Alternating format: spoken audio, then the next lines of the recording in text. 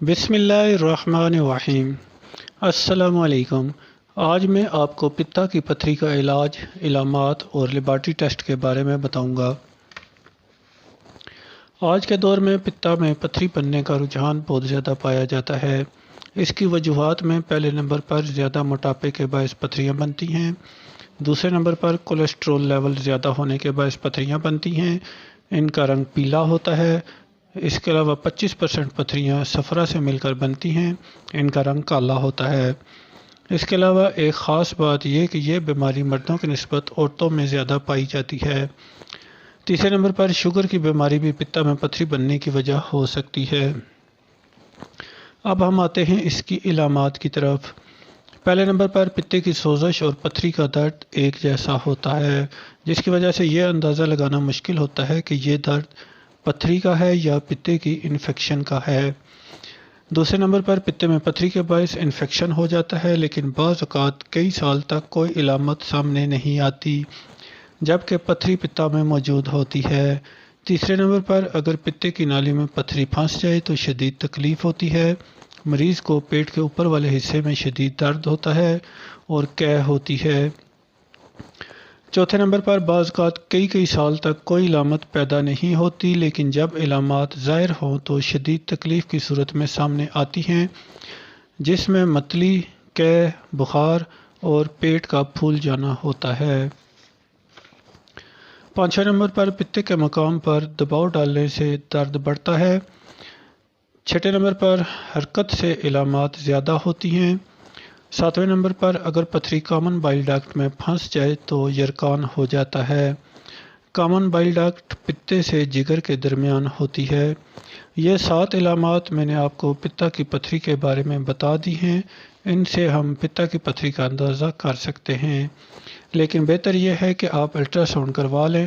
اس کے لیے آپ الٹرا ساؤنڈ آف گال بلیڈر کروائیں گے، لیکن بہتر یہ ہے کہ آپ الٹرا ساؤنڈ آف ایبڈامن کروائیں تاکہ اس میں تمام اعضاء چیک ہو جائیں، جس میں جگر، پتا، گردے، مثانہ، یوریٹر، تیلی، لبلبا وغیرہ ہر عضو چیک ہو جاتا ہے۔ اس کے لیے ہم الٹرا ساؤنڈ والے ڈاکٹر کو USG ایبڈامن کا کہیں گے۔ یاد رہے کہ بعض اوقات ایلوپیتھک ڈاکٹر صاحبان مریض کو پتا نکلوانے کا مشورہ دیتے ہیں، لیکن میں یہ کہوں گا کہ پتا دوبارہ جسم کے اندر پیدا نہیں ہو سکتا، اور قدرت نے ایک خاص مقصد کے لیے اسے بنایا ہے اور اس کا اپنا ایک فنکشن ہے۔ جب ہم اسے نکلوا دیں گے تو باقی کی تمام زندگی ادویات کے سہارے گزارنی پڑے گی۔ اس لیے میں آپ کو یہ مشورہ دوں گا کہ پتا نکلوانے کی بجائے اس کا علاج ہومیوپیتھک ادویات کے ذریعے کریں اور اپنے قیمتی عضو سے محروم ہونے سے بچیں، کیونکہ ہومیوپیتھک میں اس کا مکمل علاج موجود ہے۔ پتا کا انفیکشن اور پتھری کی تفصیل تو کافی لمبی ہے، لیکن میں نے اسے مختصر کر کے چند اہم باتیں آپ کو بتا دی ہیں۔ اب ہم آتے ہیں اس کے علاج اور ادویات کی طرف۔ ادویات میں پہلے نمبر پر ہائیڈراسٹس 30 پوٹنسی میں استعمال کی جاتی ہے۔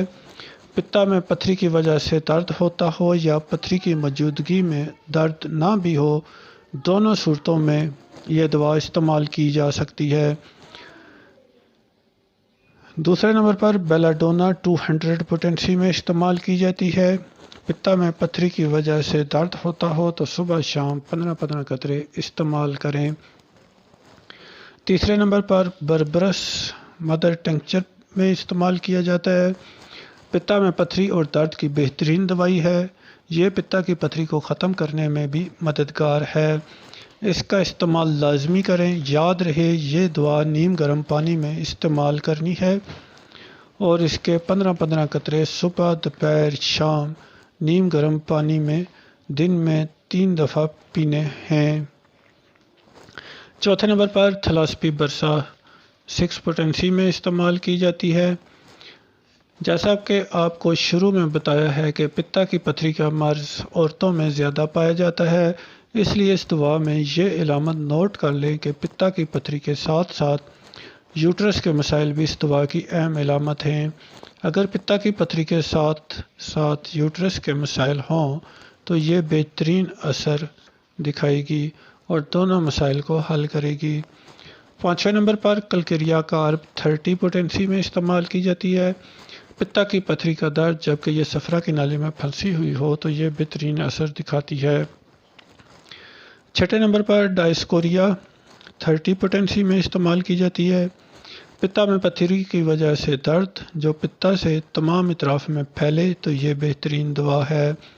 7ویں نمبر پر ارسینک سلف رب 200 پوٹینسی میں استعمال کی جاتی ہے۔ اس کی علامات پتا کی پتھری کے ساتھ بخار ہو تو صبح شام اس دوائی کی ایک خوراک دیں اور جب بخار ختم ہو جائے تو اس دوا کو روک دیں۔ 8ویں نمبر پر پیپٹیشیا 3x پوٹینسی میں استعمال کی جاتی ہے۔